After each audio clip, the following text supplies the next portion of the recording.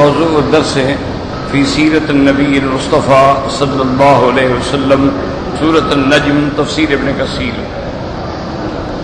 الحمدللہ رب العالمین والصلاة والسلام علی اشرف الانبیاء وسید المرسلین سیدنا محمد وعلی آلہ واصحابہ اجمعین۔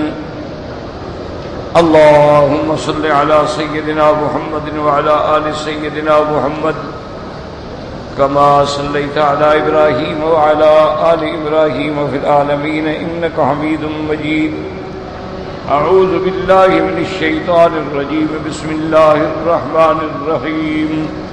علمہ شدید القویٰ ذو مرۃ فاستویٰ وہو بالافق الاعلیٰ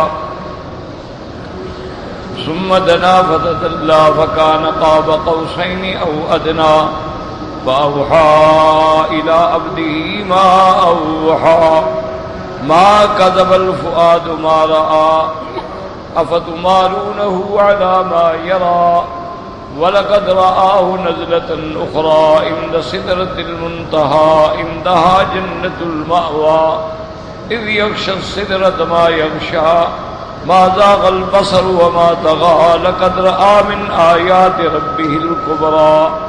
قال المؤلف والمفسر رحمه الله تعالى أدام النفع بعلومه وعلومكم في الدارين آمين إلى أن قال وقوله تعالى ولقد رآه نزلة أخرى عند سدرة المنتهى عندها جنة المأوى۔ هذه هي المرة الثانية التي رأى رسول الله صلی اللہ علیہ وسلم فيها جبریل على صورته التي خلقه اللہ علیہا وكانت لیلۃ الاسراء۔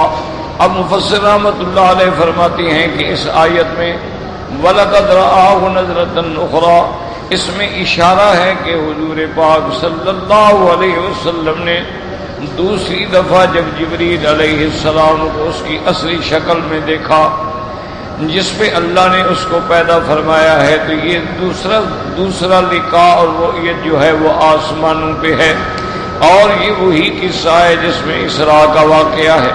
وقد قدمنا الاحادیث الواردۃ فی الاسراء بترکها والفاظها فی اول سورۃ سبحان بما اغنی عن عیادتہ ها ہنا۔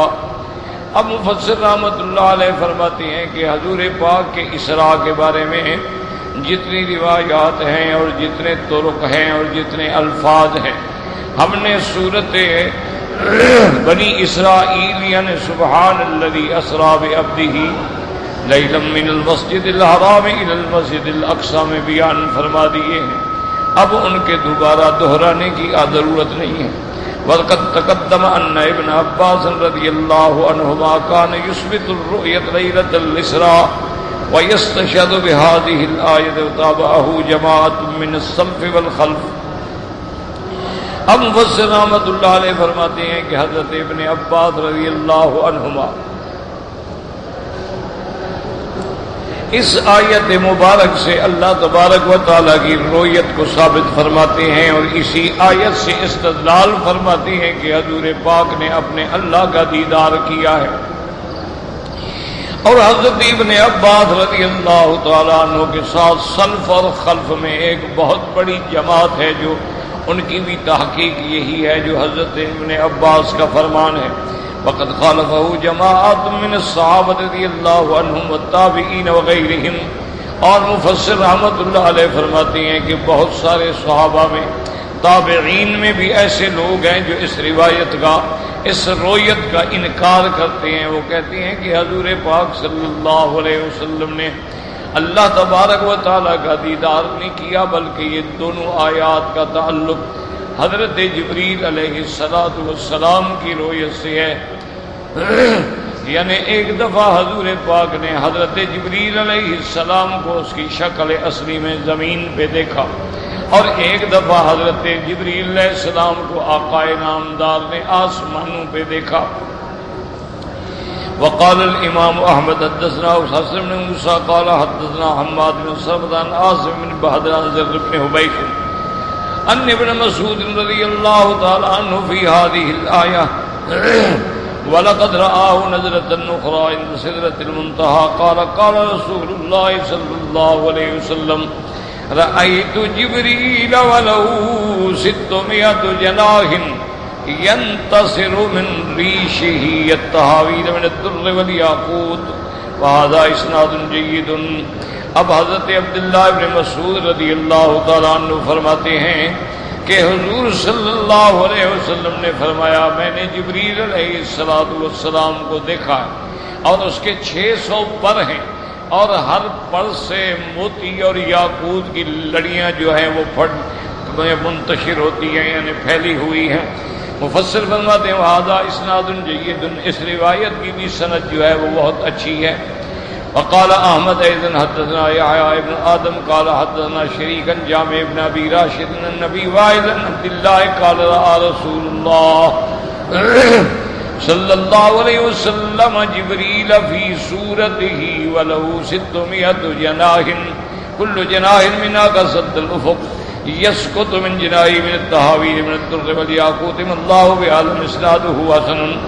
اب اس حدیث مبارک میں آتا ہے حضرت عبداللہ بن مسعود رضی اللہ تعالیٰ عنہ روایت فرماتی ہیں کہ حضور پاک نے جبریل علیہ السلام کو اس کی صورت اصلی میں دیکھا اور اللہ نے ان کو 600 پر دیے ہیں اور ہر پر اتنا بڑا تھا کہ وہ آفاق کو بھر دیتا تھا اور اس کے پروں سے جیسے موتیوں کے قطرے گرتے ہیں ایسے در اور یاقوت موتی اور یاقوت جو تھے وہ گرتے تھے. اللہ بہ علیم.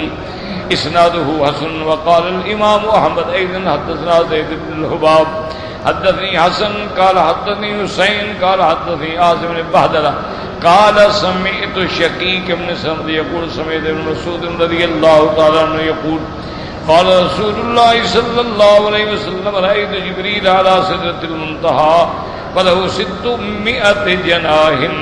اس حدیث میں بھی حضور نے فرمایا کہ میں نے جبریل علیہ السلام کو دیکھا ہے اور سدرۃ المنتہا کے پاس دیکھا اس کے 600 پر ہیں.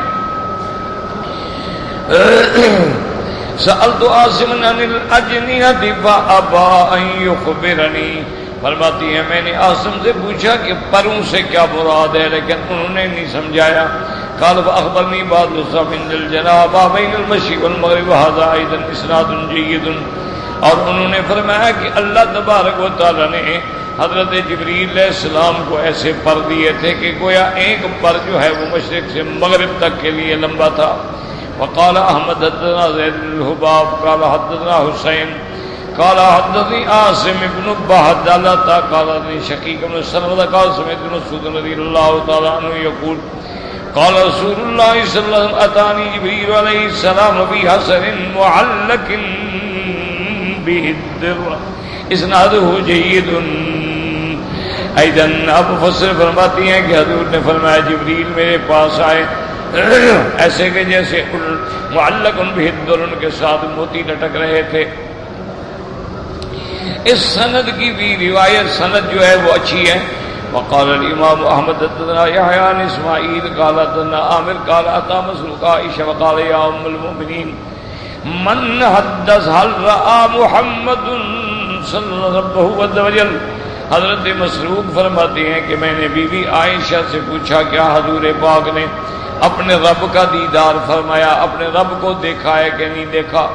قالت حضرت بی بی نے فرمایا سبحان اللہ لقد کف شعری لما قلت. میرے بال کھڑے ہو گئے تیری بات سن کے. این انت من ثلاث من حدثکہن فقد کذبا.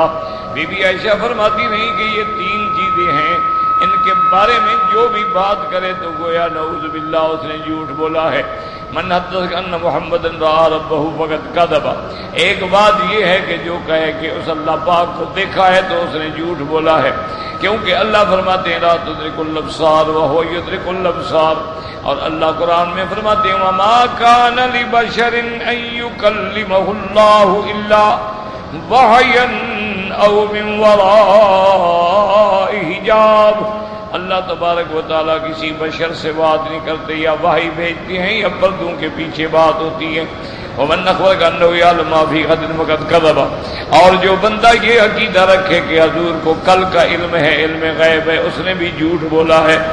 ثم قرأت، اس کے بعد بی بی نے یہ آیات پڑھی، ان اللہ عنده علم الساعۃ وینزل الغیث ویعلم ما فی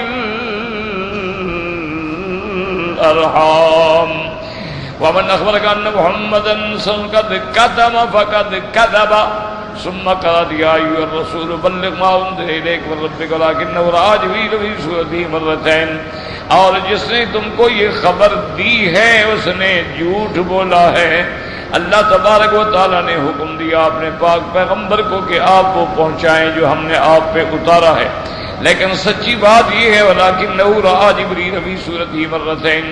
وقال الامام احمد ایضا حدثنا محمد بن ابی عدی عن داؤد الشعبی المسروق قال كنت عند عائشہ فقلت أليس الله يقول وَلَقَدْ رَآهُ بِالْأُفُقِ الْمُبِينِ وَلَقَدْ رَآهُ نَزْلَةً أُخْرَى فَقَالَتْ أَنَا أَوَّلُ هَذِهِ الْأُمَّةِ سَأَلَتْ رسول الله عنها فقال إنما ذاك جبريل لم يره في صورته التي خلق عليها إلا مرتين رآه منهبطا من السماء إلى الأرض صادا عظم خلقه ما بين السماء والأرض أخرجاه بالصحيحين من حديث الشعبي به۔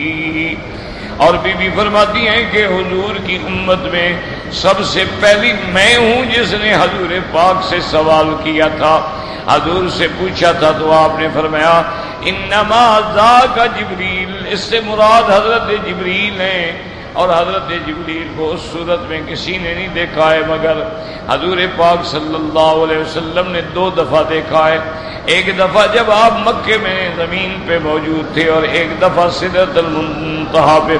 رواہ منہبطا من السماء الى الارض صادا عظم خلقہ ما بین السماء والارض، اور حضرت جبریل کے اتنے پر تھے کہ آسمان و زمین تک جتنا ہے سارے حضرت کے پر سے بھر گئے۔ اس کے بعد فرماتے روایت ابی ذر قال الامام احمد حدثنا عفان قال حدثنا حمام قال حدثنا قتادہ عن عبد الله بن شقيق قال قلت لأبي ذر لو رأيت رسول الله صلى الله عليه وسلم لسألته قال وما كنت تسأله قال كنت أسأله هل رأى ربه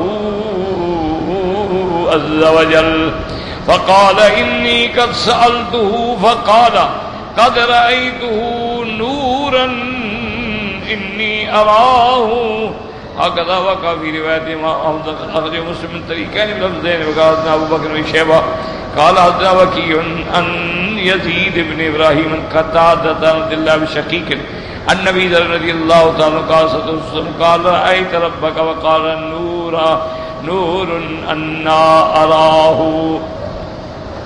اب اس حدیث میں بھی آتا ہے کہ حضرت عبداللہ بن شقیق فرماتے ہیں کہ میں نے حضرت ابی ذر سے کہا کہ اگر مجھے حضور کی ملاقات ہوتی تو میں آپ سے سوال پوچھتا۔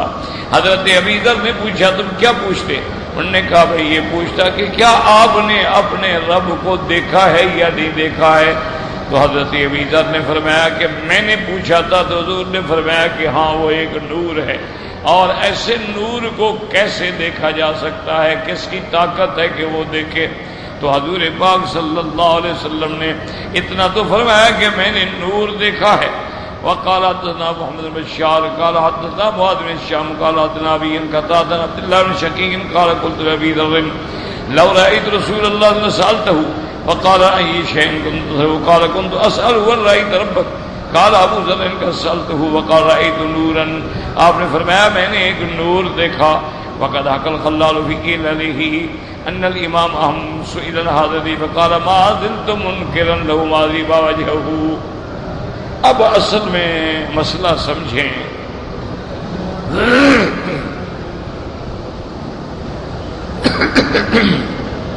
جیسا کہ میں نے الحمدللہ پہلے خلاصہ درس میں عرض کیا تھا کہ اس مسئلے میں اختلاف ہے۔ اور مسائل میں یاد رکھیں کہ صحابہ رضوان اللہ علیہم اجمعین کے درمیان میں بھی اختلاف ہوتا تھا، یہ کوئی بڑی بات نہیں ہوتی۔ حضرت ابن عباس رضی اللہ تعالی عنہ اور کئی صحابہ تابعین ائمہ اس بات کے قائل ہیں کہ حضور صلی اللہ علیہ وسلم نے اپنے رب کا دیدار کیا۔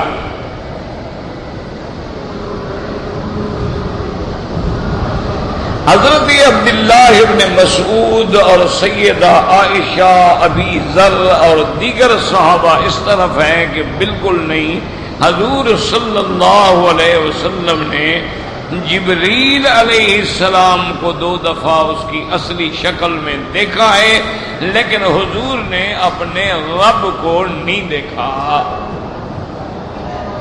یہ ہیں 2 جماعتیں، اور دونوں طرف صحابہ ہیں، اور دونوں طرف جلیل القدر صحابہ ہیں، فقہا ہیں، علماء ہیں، اولیاء ہیں، ائمہ ہیں۔ تو اس مسئلے کو ذرا سمجھنے کی کوشش کریں۔ اصل بات یہ ہے کہ بعض لوگوں نے قرآن پاک کی ان آیات سے یہ ثابت کرنے کی کوشش کی ہے کہ ان آیات میں جو ذکر آیا ہے علمہ شدید القوا سے لے کر آخر تک، اس سے مراد اللہ تبارک و تعالی ہیں، اللہ نے آپ کو پڑھایا اور اللہ نے آپ کی طرف وحی فرمائی، اور اللہ کو آپ نے دیکھا، اس میں نہ آپ کی آنکھ بہکی ہے، نہ چندیائی ہے، اور نہ کوئی غلطی ہوئی۔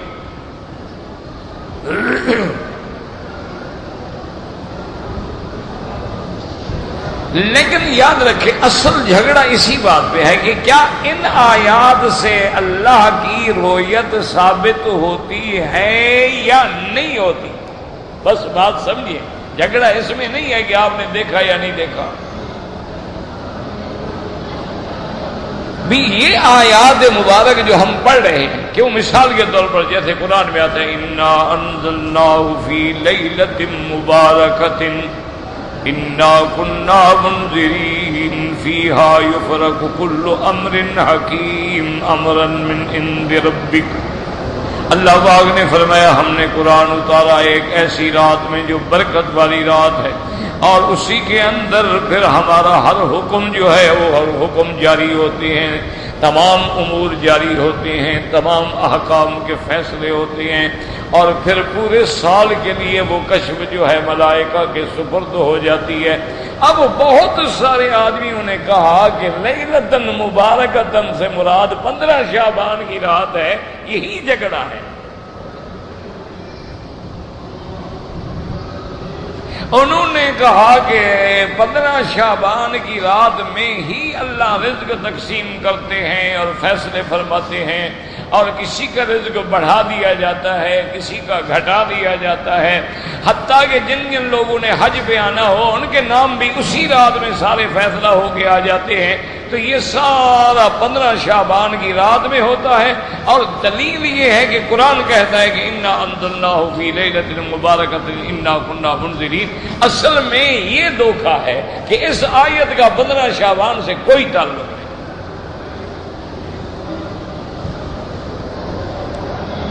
اسی لیے تمام ائمہ محدثین مجتہدین فقہا فرماتے ہیں کہ ہمیں ایک حدیث بھی صحیح نہیں ملی ہے جو اس بات کی تائید کرے کہ لیلۃ المبارکہ سے مراد 15 شعبان کی رات ہے اور اسی میں ارزاق تقسیم ہوتے ہیں۔ انہوں نے کہا ہمیں کوئی صحیح حدیث نہیں۔ تو اصل مسئلہ سمجھیں کہ اب جب آدمی تردید کرتا ہے وہ یہ تردید کرتے ہیں کہ بھئی اس آیت سے مراد 15 شعبان کی رات ہے یا نہیں ہے، مسئلہ سمجھو۔ یہ معنی نہیں ہوتا کہ 15 شعبان کی رات جو ہے وہ باعث رحمت نہیں، باعث خیر نہیں، باعث برکت نہیں، یا آدمی جو ہے شعبان کے مہینے میں عبادت نہ کریں، زیادہ طواف نہ کریں، یہ معنی نہیں ہے۔ بات یہ ہے کہ کیا اس آیت کا تعلق 15 شعبان کی رات سے ہے یا نہیں ہے؟ نہیں ہے، اس پر جمیع مفسرین کا اتفاق ہے۔ وہ فرماتے ہیں انا انزلناہ فی لیلۃ القدر، اور انا انزلناہ فی لیلۃ مبارکۃ، اس سے مراد بھی لیلۃ القدر کی رات ہے، اور اللہ نے قرآن لیلۃ القدر میں اتارا ہے، اس سے مراد 15 شعبان کی رات نہیں۔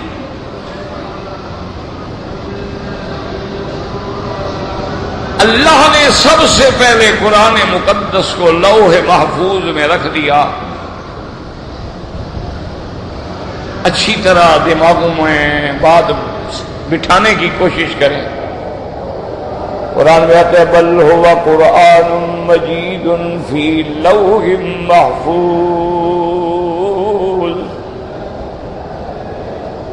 اور اسی طرح اللہ فرماتے ہیں انہ لقرآن کریم فی کتاب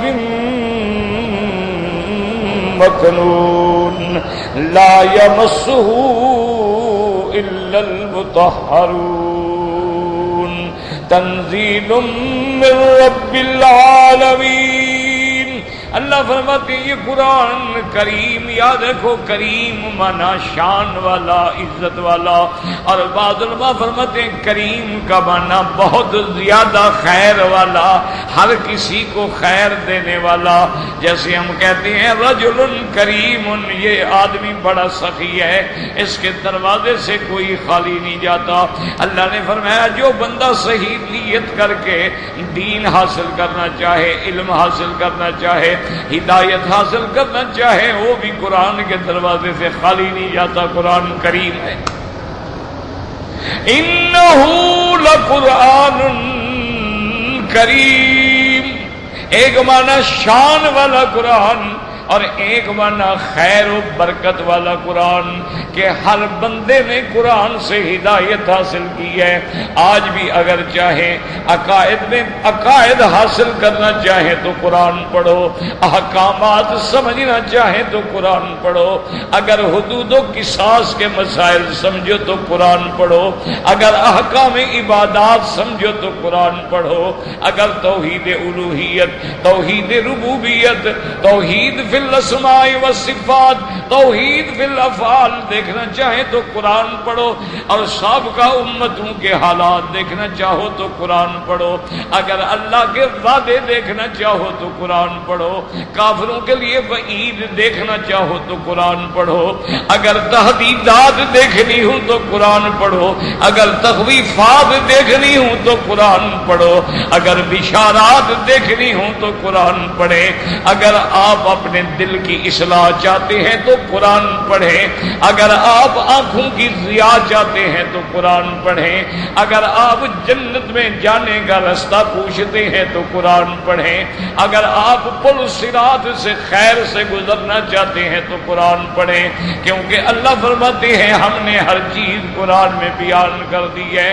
ما فرطنا فی الکتاب من شیء، ہم نے کوئی چیز نہیں چھوڑی، ہر چیز بیان کر دی، کہیں اجمالاً بیان کر دی ہے، کہیں تفصیلاً بیان کر دی ہے، کہیں کلیات بتا دیے ہیں، کہیں اصول بتا دیے ہیں، لیکن تمام چیزیں اللہ نے قرآن کو جامع معنی بنا دیا ہے۔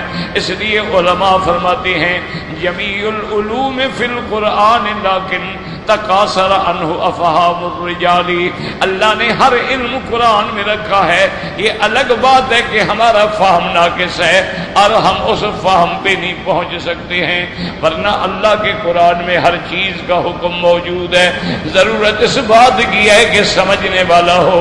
ایک دفعہ حضرت امیر المؤمنین سیدنا عمر بن الخطاب ثانی الخلفاء وزیر النبی المصطفیٰ رضی اللہ تعالی عنہ وارضاہ، آپ نے منبر رسول پہ کھڑے ہو کے اعلان کیا کہ لوگوں اپنی لڑکیوں کی حق المہر زیادہ نہ لیا کرو، اعتدال اختیار کرو، تم حق المہر بڑھا دو گے حلال مہنگا ہو جائے گا اور حرام سستا ہو جائے گا۔ آپ نے سختی فرما دی کہ خبردار کوئی آدمی اپنی بیٹی کی حق المہر حضور کی بیٹیوں سے زیادہ نہ رکھے، اگر تم زیادہ رکھو گے تو عمر وہ مال چھین کے بیت المال میں جمع کر دیں گے۔ حضرت عمر نے تنبیہ فرمائی لیکن اتفاق سے بات چل پڑی ہے تو یاد رکھیں، ہمارے ہاں جو ایک قصہ مشہور ہے نا، بی بی فاطمہ کی مہر کی 25 روپے لکھ دو، یہ جھوٹ ہے. کوئی بی بی فاطمہ کی مہر 25 ہے. 136.5 تولے چاندی تھی. آج 136.5 تولے چاندی کی قیمت بنا لو کتنا بنتی ہے؟ 25 روپے بنتی ہے. 25 روپے میں تو میرے خیال میں تمہیں ایک ماشا چاندی بھی نہ ملے. یہ تو بس لوگ ہیں نا، بس قصے پر گھڑ لیتے ہیں نا. لکھ دو جی مہر فاطمی، مہر فاطمی. ماشاء اللہ، بیٹی جین پہنتی ہے، مہر فاطمہ بی بی والی لکھواتی ہے. میک اپ بیوٹی پارلر سے کرا کے آ رہی ہے، مہر سیدہ فاطمہ والی لکھ دو. سبحان اللہ. اور شرم کرو، کیوں بی بی کا نام لیتے ہو؟ اگر سیدہ کا نام لینا ہے تو پھر سیدہ کا حیا سیکھو. اگر سیدہ کا نام لینا ہے تو سیدہ کی وفا سیکھو کہ آپ نے چکی پیس کے ہاتھ میں گٹے پڑ گئے تھے اور مشکیلیں بھر بھر کے بی بی کا یہ کندھا سارا زخمی ہو گیا. یہ جو تمہاری تتلیاں اڑتی پھرتی ہیں ان کو کیا حق ہے بی بی فاطمہ کا نام لیں؟ یہ مونا لیزا کا نام لیں، ڈیانا کا نام لیں، جن کی یہ کاپی ہیں، ان کو بی بی فاطمہ سے کیا تعلق ہے؟ تو یاد رکھیں کہ اب جناب یہ ہوتا ہے کہ اللہ تبارک و تعالیٰ کے قانون کو سمجھیں، نظام کو سمجھیں کہ قرآن مقدس کے اندر حضرت عمر نے جب اعلان کیا اور جمعہ کے بعد آپ مسجد نبوی سے باہر کا آ رہے تھے، ایک بوڑھی عورت کھڑی تھی بالکل عجوز، لکڑی پکڑ کے، اور اس نے کہا عمر ادھر آؤ. حضرت عمر کیا ہاتھ پکڑ لیا. اس نے کہا عمر تمہیں یہ جرت کیسی ہوئی ہے کہ تم حضور کے ممبر پہ کھڑے ہو کے لوگوں کو کہتے ہو کہ حق المہر زیادہ نہ کرو، تم کون ہو روکنے والے؟ حضرت عمر چپ کر کے کھڑے. حالانکہ حضرت عمر کا منشا نظام کے مطابق درست تھا کہ بھی جب حق المہر مہنگا ہوگا، جیسے یہاں ہے، یہاں آج کل جو حالات ہیں، حق المہر جو ہے کم از کم 10,000 ریال کم از کم، ورنہ 20,000 لاکھ ریال. اور شادی پر جو متوسط درجے کا آدمی ہے اس کا خرچہ ہوتا ہے 1,00,000 2 لاکھ ریال، اور جو بڑے ہیں ان کا تو ملین میں ہوتا ہے نا.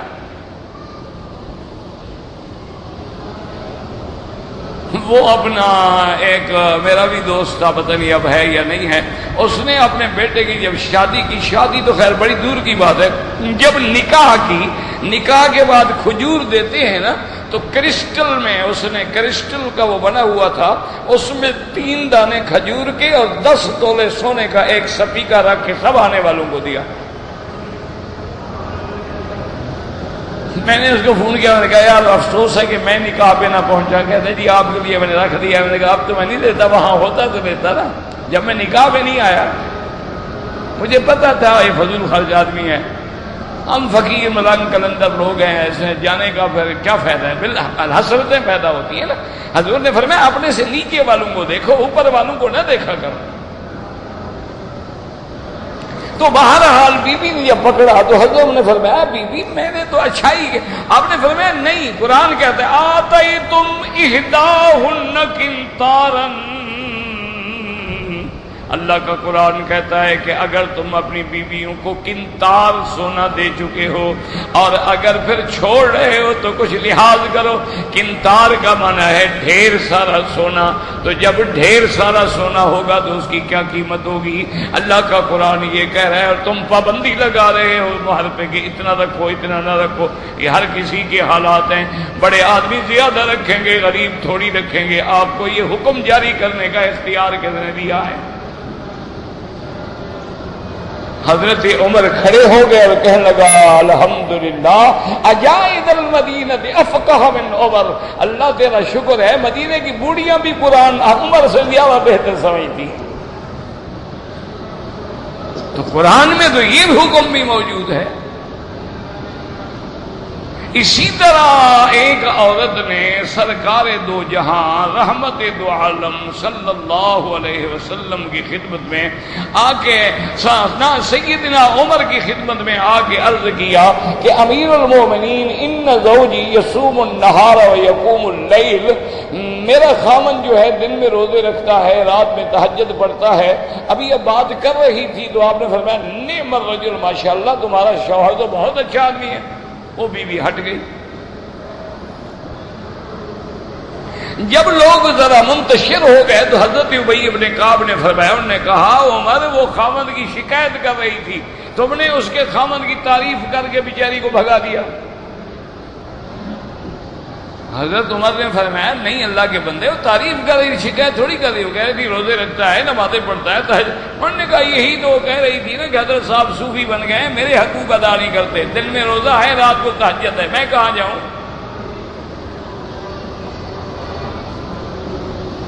یہ بہت سارے لوگ ہوتے ہیں نا، کبھی کبھی ان کو نیکی کا ہیضہ ہو جاتا ہے نا، لیکن یہ خیال کیا کرو بہت زیادہ نیکی کرو گے بغیر حساب، بغیر عقل، بغیر علم کے تو جنت سے نکل گئے نا، آگے بھی پھر جہنم ہی ملے گی۔ ہر چیز میں اسلام نے ہمیں اعتدال سکھایا۔ حضور سوتے بھی تھے، جاگتے بھی تھے، روزہ بھی رکھتے تھے، افطار بھی کرتے تھے۔ تو آپ نے فرمایا کہ اچھا اچھی بات ہے، تم نے اس کی شکایت سمجھی ہے تو اب فیصلہ بھی اس کا تم کرو۔ تو آپ نے اس کے خامد کو بلایا، اس کے خامد نے کہا حضرت بات یہ ہے کہ جو قرآن کا حکم ہے نا آپ مجھے بتا دو، میں قرآن کے حکم کے مطابق عمل کروں گا۔ حضرت ابی ابن کعب نے فرمایا دیکھو قرآن میں آتا ہے فَانْكِحُوا مَا طَابَ لَكُم مِّنَ النِّسَاءِ مَثْنَىٰ وَثُلَاثَا وَرُبَاعَ۔ اللہ فرماتے ہیں اگر تمہیں خوش آئے، تم شادی کرنا چاہتے ہو تو 2 بھی رکھ سکتے ہو، شادی کرنا چاہتے ہو تو 3 بھی رکھ سکتے ہو، اور شادی کرنا چاہتے ہو تو 4 بیویاں بھی رکھ سکتے ہو۔ یہ قرآن میں ہے؟ انہوں نے کہا جی ہے۔ انہوں نے کہا اچھا اگر ایک بندے کی 4 بیویاں ہوں تو ہر بیوی کو کتنے دن کے بعد موقع ملے گا؟ انہوں نے کہا جی 3 دن کے بعد، ہر دن ایک ایک بیوی کے پاس ہے تو 3 دن ادھر گزارے گا تو پھر چوتھے دن اس کا نمبر آئے گا۔ انہوں نے فرمایا یہی مسئلہ ہے کہ اگر چوتھے دن اس کا نمبر ہے، 3 دن تم نمازیں پڑھا کرو اور چوتھی رات اس کا حق ادا کیا کرو۔ تو القرآن میں تو ہر چیز ہے نا۔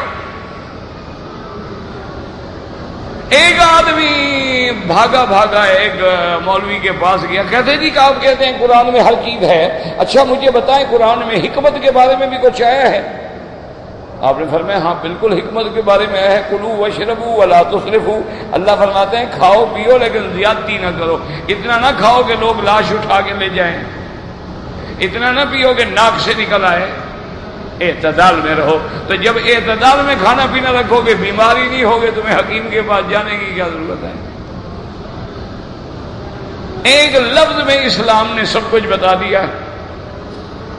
تو اس لیے بات سمجھو میرے عزیز کہ رب شعبان مبارک مہینہ ہے۔ اللہ تبارک و تعالیٰ کے پیغمبر جب شعبان آتا تھا دعا کرتے تھے کہ اللہم بلغنا رمضان کما بلغتنا شعبان، یا اللہ ہمیں رمضان بھی نصیب فرمانا جیسے شعبان نصیب کیا ہے۔ اور سب سے زیادہ نفلی روزے حضور شعبان میں رکھتے تھے۔ بی بی عائشہ فرماتی ہیں کہ سال میں ایام حیض کی وجہ سے جب روزے ہمارے قضا ہو جاتے تھے ان کو پورا کرنے کے لیے ہم شعبان میں پورا کرتے تھے، چونکہ حضور زیادہ روزے شعبان میں رکھتے تھے، اور استقبال کے لیے یعنی گویا رمضان کے لیے تیاری ہوتی تھی۔ تو بعض علماء کے اقوال موجود ہیں، بڑے بڑے محدثین کے اقوال موجود ہیں، بڑے بڑے اولیاء کے اقوال موجود ہیں کہ 15 شب کی رات جو ہے مبارک رات ہے، لیلۃ البراء بھی اس کو کہا گیا ہے۔ اور بعض علماء کہتے ہیں کہ ابتدائی منصوبہ جو ہے فائل جو ہے وہ 15 شعبان کی رات میں بنتی ہے، لیکن فیصلہ جو ہے وہ رمضان کی لیلۃ القدر میں ہوتا ہے، یعنی گویا فرشت یہاں بنتی ہے اور آرڈر وہاں ہوتا ہے۔ لیکن یہ کہنا کہ انا انزلناہ فی لیلۃ مبارکۃ سے 15 شعبان کی رات مراد ہے، یہ غلط ہے بات۔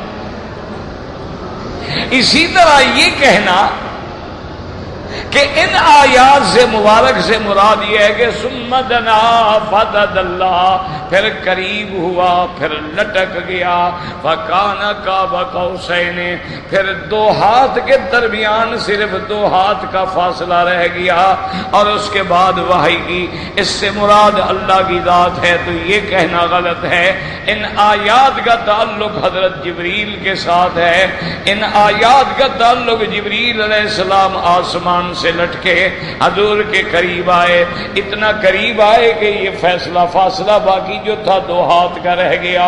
یعنی یہ سب کچھ دیکھنے کے بعد اب اللہ نے اس موقع پہ اپنے پیغمبر پہ وحی فرمائی، وَأَوْحَى إِلَىٰ عَبْدِهِ مَا أَوْحَىٰ، اور میرے مدنی نے یہاں جو دیکھا تھا، جو شان دیکھا تھا، جو عظمت دیکھی تھی، جو سدرۃ المنتہا دیکھا، جنت دیکھا، جنت کے محلات دیکھے، رف رف دیکھا، عرش عظیم دیکھا، اللہ تعالیٰ کا قرب نصیب ہوا ہے، وہ بھی قرآن نے بتا دیا کہ ما زاغ البصر وما طغى۔ اب اللہ نے قرآن کی سند مضبوط کر دی ہے، جیسے حدیث کی سند ہوتی ہے۔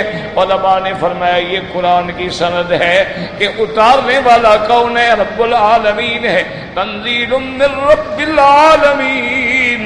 لے کے آنے والا کون ہے؟ نزل بہ الروح الامین، حضرت جبریل ہے۔ اور کس پہ اتارا؟ علی قلبک لتکون من المنذرین، محمد مصطفیٰ آپ کے سینے پہ، آپ کے دل پہ قرآن اتارا ہے۔ اور کس زبان میں ہے؟ بلسان عربی مبین، عربی زبان میں، اور ایسی زبان جو کھلی ہوئی ہے۔ تو یہ سند ہو گئی کہ درمیان اللہ کے اور رسول کے درمیان میں ایک واسطہ ہے، اور وہ واسطہ بھی حضرت جبریل علیہ السلام کا ہے۔ اب سوال یہ پیدا ہوتا تھا کہ جب جبریل قرآن لایا ہے، دشمن کہہ سکتے تھے کہ محمد مصطفیٰ آپ تو جبریل کو جانتے نہیں ہیں، آپ کو کیسے پتا ہے کہ وہ جبریل ہے؟ اللہ نے فرمایا دشمنوں کے اس اعتراض کو ختم کرنے کے لیے ایک دفعہ اللہ نے زمین پہ جبریل کو اصلی شکل میں دکھلا دیا، اور دوسری دفعہ جب حضور اتر رہے تھے اور سدرۃ المنتہا کے قریب آئے تھے تو اللہ نے آسمانوں میں بھی دکھلا دیا کہ اب میرے اور آپ کے درمیان میں جو واسطہ ہے اس کو اصلی شکل میں دیکھ لیں، تاکہ دنیا کو، دشمن کو اعتراض کرنے کا موقع ہی نہ رہے کہ اب جو واسطہ ہے حضور نے 2 دفعہ دیکھ لیا ہے۔ تو باقی رہ گیا حضور کے دیدار کا مسئلہ، وہ ان آیات سے نہ جوڑیں، وہ الگ مسئلہ۔ ان آیات کا تعلق جبریل سے ہے، بس بات ختم ہو گئی۔ اب ہے کہ حضور نے دیکھا ہے، بعض صحابہ کہتے ہیں دیکھا، بعض صحابہ کہتے ہیں انہی آنکھوں سے دیکھا ہے، اور بعض صحابہ فرماتے ہیں اللہ نے حضور کے قلب مبارک کو اتنی بصیرت دے دی کہ آپ نے دل سے دیکھا ہے، اور اللہ تبارک و تعالیٰ نے آپ کو دیدار نصیب کر دیا ہے۔ اور جو کہتے ہیں کہ نہیں دیکھا ہے وہ مراد کہ دنیا میں آپ نے نہیں دیکھا ہے، لیکن جنت میں جا کر، آسمانوں پہ جا کر، جنت میں جا کے تو ہر مسلمان خدا کو دیکھے گا۔ تو اس لیے بہرحال اس کو جمع یہ کیا گیا علماء نے، کیونکہ جب کسی بات میں اضطراب آ جائے، اضطراب سند میں آ جائے یا اضطراب متن میں آ جائے، اس کو رفع کرنے کے لیے دونوں میں تطبیق کی جاتی ہے، اور اگر تطبیق نہ ہو تو پھر ترجیح دیکھی جاتی ہے، اور پھر ناسخ و منسوخ دیکھا جاتا ہے۔ تو علماء نے تطبیق کر دی کہ بی بی عائشہ بھی ٹھیک کہتی ہیں حضور نے زمین پہ ہوتے ہوئے خدا کو نہیں دیکھا، اور جو کہتی ہیں کہ خدا کو دیکھا ہے وہ بھی ٹھیک کہتے ہیں کہ اللہ نے اپنے نبی پاک کو جب آپ تشریف لے گئے تو آسمانوں پہ سدرۃ المنتہا کے بعد جب آپ گئے ہیں تو آپ کو زیارت نصیب ہوئی ہے، اور اسی زیارت کے دوران میں اللہ کے نبی نے التحیات للہ والصلوات والطیبات، اور اللہ نے فرمایا السلام علیک ایھا النبی ورحمۃ اللہ وبرکاتہ، اور اسی میں اللہ نے 50 نمازیں فرض کی، اسی سے حضور واپس واپس آئے، اور جب آپ چھٹے آسمان پہ آئے تو حضرت موسیٰ علیہ السلام نے عرض کیا ارجع الی ربک واسألہ التخفیف، تو اب الحمدللہ دونوں قول بھی جمع ہو جاتے ہیں اور کوئی اختلاف بھی نہیں رہتا اور کوئی جھگڑا بھی نہیں رہتا۔ اللہ ہمیں صحیح معنی میں قرآن پڑھنے، پڑھانے، سمجھنے کی توفیق دے۔ واللہ اعلم۔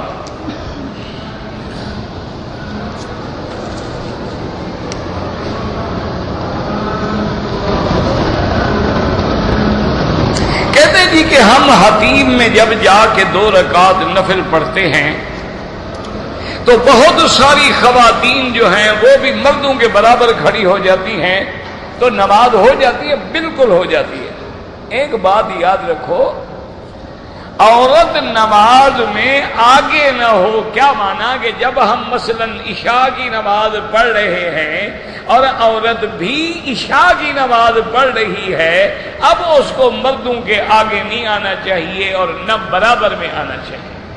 اگر عورت اپنی نماز پڑھ رہی ہے، ہم اپنی نماز پڑھ رہے ہیں، تو کوئی فرق نہیں پڑتا، وہ بھی اپنے نفل پڑھ رہی ہے، ہم بھی اپنے نفل پڑھ رہے ہیں۔ وہ ہاں حتیم میں کوئی فرض نماز پڑھنے تو ہم نہیں جاتے ہیں، ہم بھی اپنے 2 رکعت طواف کے پڑھ رہے ہیں، عورت بیچاری بھی اپنے 2 رکعت پڑھ رہی ہے، اس سے کوئی فرق نہیں پڑتا۔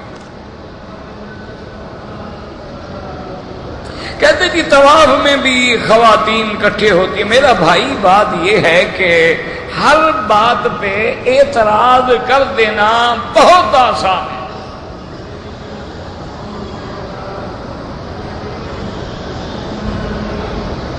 آج کل بھی نوجوانوں کا ایک خاص ٹولہ ہے جن کا کام ہی یہ ہے کہ بس حکومت پہ اعتراض کریں گے، جناب یہ دیکھو یہ نہیں ہے، اور یہ دیکھو یہ نہیں ہے، اور یہ دیکھو یہ نہیں ہے، اور یہ دیکھو یہ نہیں ہے، یہ دیکھو اختلاط ہے، اور یہ دیکھو کیمرے ہیں، اور یہ دیکھو فلانی چیز ہے، اور لوگوں کے دماغوں میں نعوذ باللہ ایک فساد برپا کر دیتے ہیں۔ یہ بات نہیں ہے، ٹھنڈے دل سے بات کو سمجھا کریں۔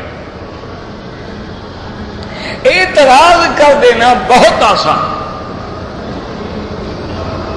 لیکن مسئلے کا حل کرنا جو ہے نا وہ بڑا مشکل ہوتا۔ مثلا عورت اور مرد طواف میں اکٹھے ہیں، آپ مجھے بتائیں اس کا کیا حل کریں؟ آپ تجویز لکھ کے دے دیں، ہم متعلقہ لوگوں کو پہنچا دیں گے۔ اگر ہم ان کے اوقات مقرر کرتے ہیں تو عورت کے جانے کا وقت آ جائے، طواف زیارت ہے، طواف الوداع ہے، حج کا دن ہے، اس کی فلائٹ جا رہی ہے اور وہ وقت نہیں ہے، تو کیا ہوگا؟ مدینہ منورہ میں چونکہ طواف نہیں ہوتا، مدینہ منورہ میں صرف نماز پڑھنی ہے یا کسی وقت بی بی نے جا کے عورتوں نے سلام کہنا ہے تو ٹھیک ہے، ایک وقت رکھ دیا گیا ہے، ایک وقت بعد میں اچھا نہ بھی ہو تو باہر کھڑے ہو کے بھی سلام پڑھے جا سکتے ہیں۔ یہاں تو طواف نہیں ہو سکتا نا کہ بازار میں کھڑے ہو کے طواف کر لیں۔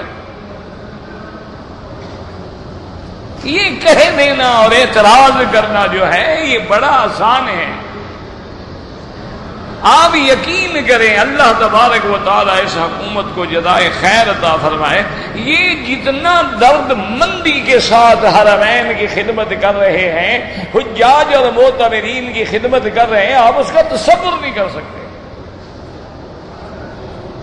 میرے اپنے ایک دوست تھے، وہ ICU میں یہاں مستشفیٰ نور میں داخل تھے، تو کچھ اور دوست بھی میرے ساتھ گئے ان کو دیکھنے کے لیے، تو انہوں نے مجھے کہا کہ مکی صاحب ہم کراچی کے رہنے والے ہیں اور ہم الحمدللہ کھاتے پیتے گھرانے کے لوگ ہیں، جس انداز میں اس کی ٹریٹمنٹ ہو رہی ہے اور جتنا ان کو ICU کا اچھا کمرہ اور تمام مشینیں اور تمام فیسلٹیز جو مہیا ہیں، اگر ہمارے کراچی میں ایسے ہوتا تو کم از کم 1.5 لاکھ روپے روز کا بل بنتا،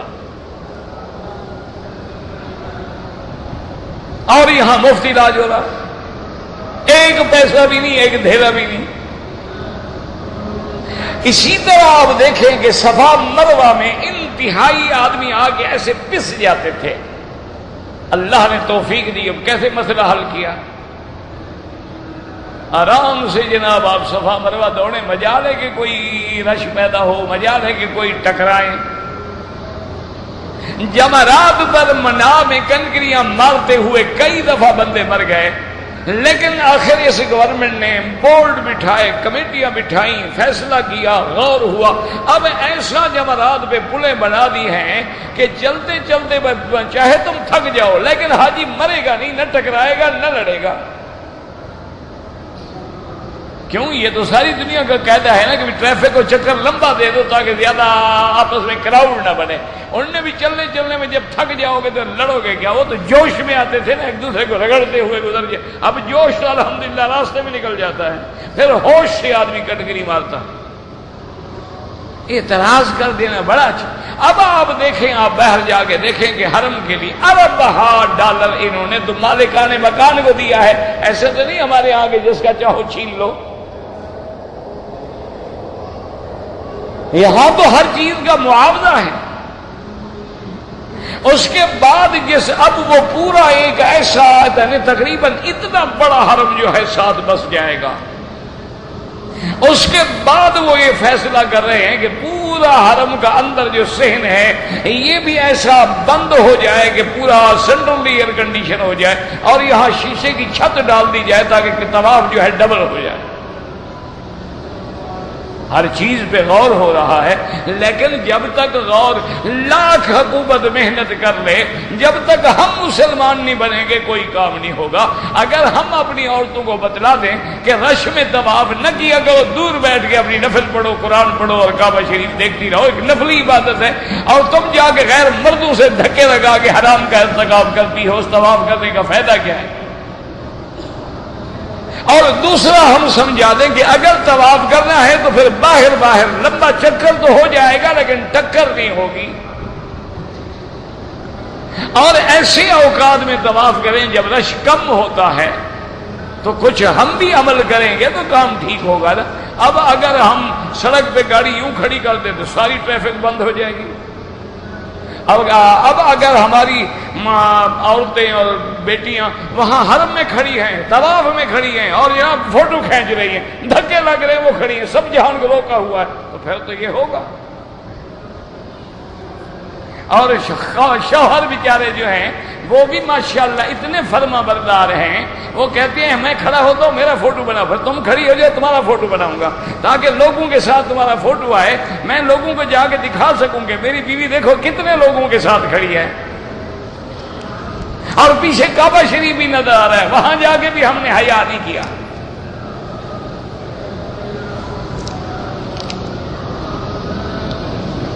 کہتے تھے کہ شوہر اپنی بیوی کے یعنی شرمگاہ کو دیکھ سکتا ہے، تمہاری بیوی ہے جو مرضی ہے دیکھو۔ شوہر بیوی کو اپنے جماع کے وقت میں دیکھ سکتا ہے، نہیں جناب اندھا ہو کے پٹی باندھ کے پھر ملے، یہ کوئی بات ہے؟ تمہاری بیوی ہے، بے وقوف کیوں نہ دیکھو؟ دیکھو نہیں، ویسے آپ مجھے یہ سمجھائیں کیا دیکھو گے؟ یعنی کوئی دیکھنے کی چیز ہے پیشاب کی جگہ؟ اسی لیے حضرت علی فرماتے تھے نا، فرماتے تھے مجھے تعجب آتا ہے یہ جو اکڑ کے چلتے ہیں، پیشاب کی جگہ سے تو نکلے ہیں۔ شیعہ جو ہے بغیر کسی شک کے کافر، ساری دنیا کے شیعہ کو آپ نے کافر کیسے کہہ دیا؟ پہلے مجھے آپ یہ بتائیں شیعہ کی کتنی قسمیں ہیں؟ جب آپ یہ نہیں جانتے تو پوری دنیا کا شیعہ کافر ہے۔ اگر پوری دنیا کا شیعہ کافر ہے تو امام بخاری رحمۃ اللہ علیہ نے تو ان سے روایت لی ہے اپنی بخاری شریف میں، سنن ترمذی میں دیکھیں، سنن نسائی میں دیکھیں، ابن ماجہ میں دیکھیں، اور باقاعدہ محدثین لکھتے ہیں کہ راوی کے بارے میں انہو یمیل الی التشیع، یہ شیعت کی طرف مائل تھا۔ کسی کی طرف لکھتے ہیں شیعیون، یہ شیعی تھا، کسی کے بارے میں لکھتے ہیں شیعیون غالیون، یہ کٹر شیعہ تھا، پھر ان سے حدیث میں روایتیں لے رہے ہیں تو کافر کیسے ہو گئے؟ کوئی عقل کی بات بھی تو کرو نا، سب پہ ایک منٹ لگاتے ہو کافر بنانے میں۔ بات سمجھا کرو میرے عزیز کہ اگر وہ قرآن کا منکر ہے تو کافر ہے، اگر وہ سیدہ عائشہ صدیقہ کی عفت و عصمت کا منکر ہے تو کافر ہے، اگر وہ سیدنا ابو بکر کی صحابیت کا منکر ہے تو کافر ہے۔ یہ تو نہیں ہے نا کہ ہر شیعہ کی تو 360 قسمیں ہیں، آپ نے پڑھنا ہو تو شیخ الاسلام ابن تیمیہ رحمہ اللہ کی کتاب منہاج السنہ کا مطالعہ کریں۔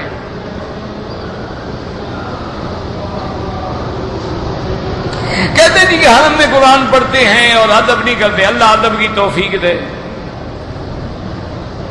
کہتے جی کہ بوہریوں کو ہم نے نماز امام کے پیچھے پڑھتے ہوئے نہیں دیکھا، ہم تو روز دیکھتے ہیں صفیں بھری ہوئی، پتہ نہیں تمہیں کیسے نظر نہیں آتے۔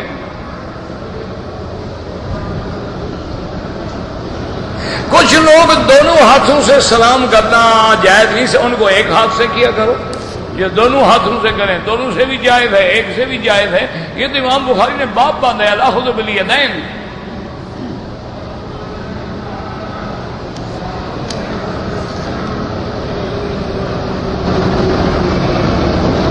اگر ایک آدمی نے عرفات سے آتے ہوئے مزدلفہ میں رات نہیں گزاری، سیدھا منی آ گیا، دم پڑ گئی کہ واجب چھوڑ دیا، نماز کی حالت میں سجدے کی جگہ پہ نظر رکھیں، کعبے پہ نظر پڑ جائے کچھ نہیں ہوتا، لیکن نماز جو ہے وہ بندگی ہے، عاجزی ہے۔ عاجزی کا معنی یہ ہے کہ نظر جھکی ہوئی ہو۔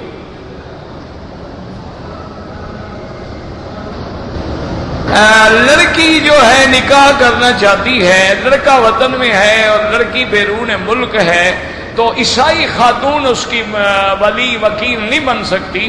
وہ اس ملک میں جس لڑکے سے نکاح کرنا چاہتی ہے اس ملک کے سفارت خانے سے رجوع کرے اور وہاں جو آدمی ہو ان کو اپنا وکیل بنائے۔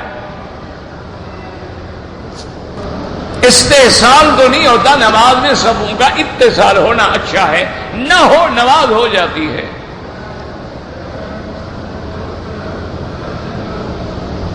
حضرت مولانا شریف اللہ صاحب رحمۃ اللہ علیہ بہت بڑے عالم بھی تھے، مفسر قرآن بھی تھے، محدث بھی تھے۔ ہمارے رحیم یار خان کے علاقے میں بہت بڑا مدرسہ بھی تھا، ان کی اولاد بھی ماشاءاللہ عالم دین ہے۔ وہ فوت ہو گئے، اللہ ان کی مغفرت فرمائے، اللہ ان کے درجات بلند فرمائے اور اللہ ان کے خدمات کو قبول فرمائے اور ان کے ادارے کو ہمیشہ جاری و ساری رکھیں۔ میں نے اور میری بیوی نے عمرہ کیا، عمرہ کرنے کے بعد میری بیوی نے ایک دن چھوڑ کے بال میں بال کاٹے ہیں، لیکن اس دوران میں اگر کوئی غلطی نہیں کی تو کوئی جرمانہ نہیں، لیکن اگر خوشبو والے صابن سے نہا لیا یا میاں بیوی نے آپس میں کوئی پھر تو دم پڑ گئی، کیونکہ جب تک بال نہ کاٹے جائیں آدمی عمرے سے نہیں نکلتا۔ عمرے کا معنی یہ نہیں ہوتا کہ چادریں اتار دو تو عمرہ بھاگ گیا، عمرے سے تب نکلے گا جب بال کٹیں گے۔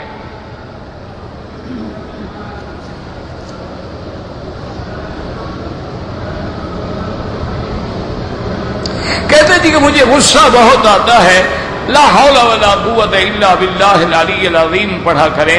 حضور نے فرمایا اگر کھڑے ہو تو بیٹھ جاؤ، بیٹھے ہو تو لیٹ جاؤ، نہیں تو وضو جا کے کر لو تو انشاءاللہ غصہ چلا جائے گا۔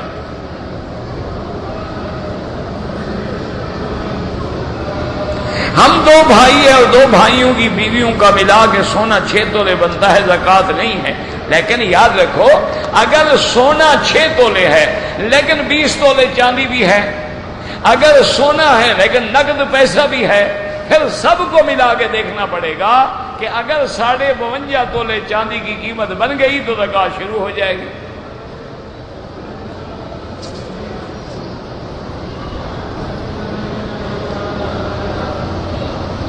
ہم نے ایک چکر لگا لیا صفا کا، پھر کرسی دے کے آئے، پھر جہاں چھوڑا وہاں سے شروع کیا، ٹھیک ہو گیا۔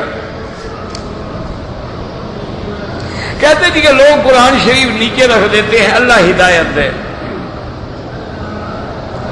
اگر ایک آدمی نے نفلی طواف کے 5 چکر لگائے پھر چھوڑ کے چلا گیا کوئی جرمانہ نہیں، لیکن طواف دوبارہ پورا کرے، کیونکہ نفلی عبادت بھی جب شروع کر دو تو واجب ہو جاتی ہے۔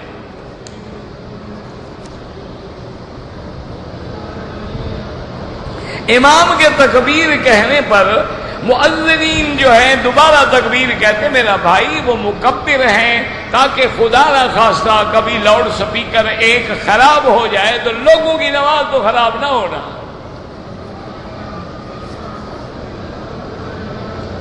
عصر کے بعد طواف کیا ہے تو 2 رکعت مغرب کے بعد پڑھے۔ امام ابو حنیفہ رحمت اللہ علیہ کے نزدیک، امام احمد ابن حنبل رحمت اللہ علیہ کے نزدیک حرم میں ہر وقت جائز ہے۔ ٹانگیں خانے کعبہ کی طرف کر دیتے ہیں تو ان کو جا کے سمجھایا کرو نا، سارے کام میرے ذمہ سے نہ لگاؤ نا۔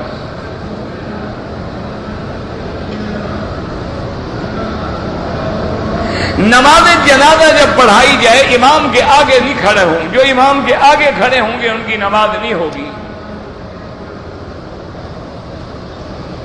میرے تایا زاد کا اپنا کاروبار ہے لیکن وہ قرض دار ہے، میرا بھائی دیکھنا پڑتا ہے نا۔ ایسے تو تمہارے جو بڑے بڑے ملانر ہیں وہ بھی کہتے ہیں ہم قرض دار ہیں، یہ قرضہ نہیں دیکھنا ہوتا۔ دیکھنا یہ ہوتا ہے کہ آدمی پر اتنا قرضہ ہے کہ اب اس کی زندگی گزارنا بھی مشکل ہو رہی ہے، اس کو زکوٰۃ دے سکتے ہو۔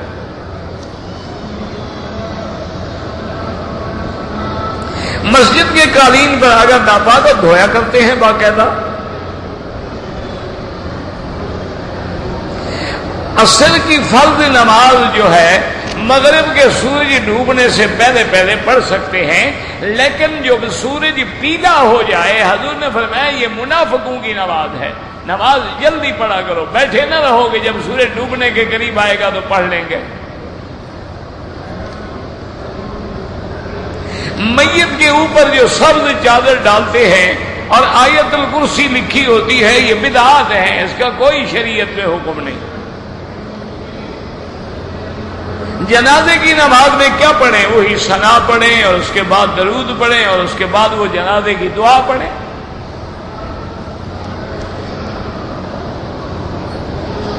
مکے میں رہتے ہوئے افضل عبادت یہ ہے کہ طواف زیادہ کریں۔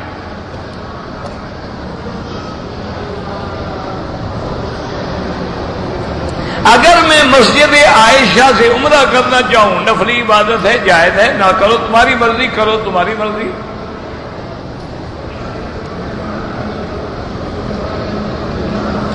میں نے فجر کی نماز کے وقت میں پاکستان جانا ہے، طواف الوداع، عمرے والوں پہ طواف الوداع واجب ہی نہیں ہوتا، لیکن احتیاطاً آپ رات کو کر لیں۔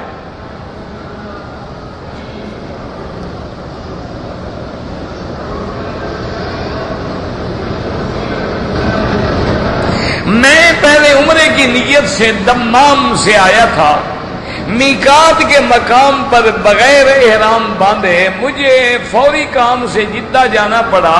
مکے میں آ کے پھر جدہ چلا گیا، دم پڑ گئی، کیونکہ آپ میقات سے آئے اور پہلے مکے میں آئے، پھر آپ جدے گئے ہیں اور آئے بھی عمرے کی نیت سے۔ آپ کے لیے تو کسی بھی امام کے نزدیک رعایت نہیں ہے، آپ کو تو ہر حال میں دم دینی ہے، اور تمام ائمہ اربعہ کے نزدیک دم ہے کہ آپ میقات سے آئے، عمرے کی نیت سے آئے، پھر آپ نے احرام نہیں باندھا، عمرہ بھی قضا کرو اور ایک بکری دم بھی ادا کرو۔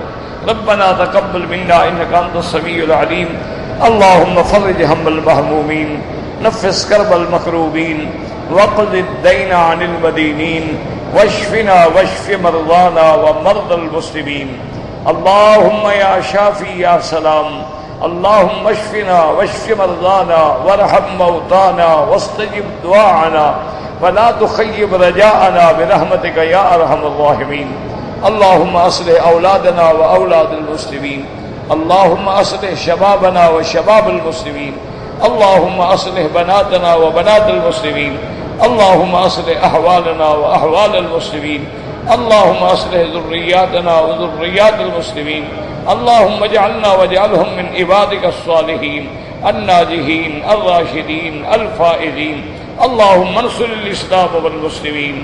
یا اللہ عالم اسلام کی حفاظت فرما، یا اللہ عالم اسلام کی حفاظت فرما، یا اللہ عالم اسلام کی حفاظت فرما، یا اللہ تمام مساجد مدارس معابد کی حفاظت فرما، یا اللہ دین کے کام کرنے والوں کی حفاظت فرما، یا اللہ دین پہ چلنے والوں کی حفاظت فرما، یا الہ العالمین مسلمان جس ملک میں ہیں ان کی جان مال آبرو عزت کی حفاظت فرما، یا اللہ حرمین الشریفین کو قیامت تک ہر فتنے سے محفوظ فرما، یا اللہ پاکستان پہ رحم فرما، یا اللہ پاکستان پہ رحم فرما، یا اللہ اپنے عذاب رفع فرما، یا اللہ کفر کی سازشوں کو ناکام کر دے۔